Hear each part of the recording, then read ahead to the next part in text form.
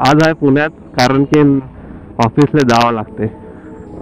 आताचे वाजले 10:15. ऑफिस 11 वाजता असते. आज आहे पहिला व्हिडिओ ऑफिसला जाताना, कारण की ऑफिसला जायला 1 तास लागते आणि यायला 1 तास लागते. त्यापेक्षा हेडफोन मध्ये गाणे ऐकल्यापेक्षा एक व्हिडिओज टाकून देतो असा विचार आला होता आणि तोच करून राहिलो. हे तर रोजच आहे ट्रॅफिक. हे काकू काय करते का आम्ही रोज. अरे काय नाही लागलं त्या गाडीला भावा, चल खड्ड्या घालून गाडी चालवते.